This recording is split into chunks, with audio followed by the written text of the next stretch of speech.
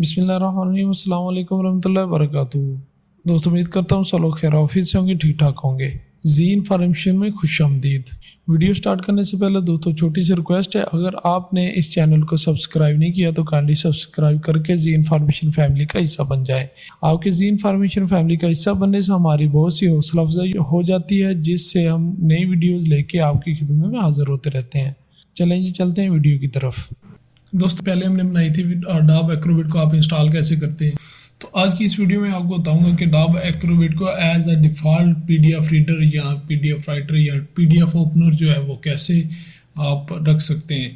तो सिंपली उसके लिए जाएंगे डाब एक्रोबिट के एप्लीकेशन में, ये जो हमने इंस्टॉल किया था सॉफ्टवेयर, इसमें गए। यहाँ पे हमारे पास ये इस साइड पे जब आप न्यू इंस्टॉल करेंगे तो ये आ रहा होगा set as default. Setup as default पे हमने क्लिक कर लेना है। यहाँ पे ये पूछ रहा है कि पहले जो माइक्रोसॉफ्ट एज है वो एज आ डिफ़ॉल्ट पीडीएफ रीडर के तौर पे है, इसे चेंज करेंगे। यहाँ पे चेंज पे क्लिक किया और अडोब एक्रोबिट को सिलेक्ट करके ओके कर देंगे, तो अप्लाई करके ओके कर देंगे। ये था जी हमारा डिफ़ॉल्ट पीडीएफ रीडर, ये बन चुका है। अभी कोई भी पीडीएफ फाइल आपको मैं ओपन करके दिखाता हूँ।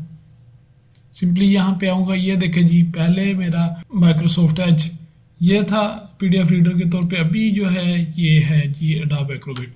अडोब एक्रोबिट को भी सिंपली मैं ओपन करूँगा।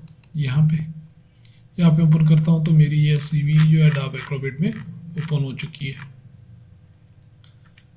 तो ये था जी छोटा सा एक डेमो, एक्रोबिट को as a default PDF reader के तौर पे कैसे सेट कर सकते हैं।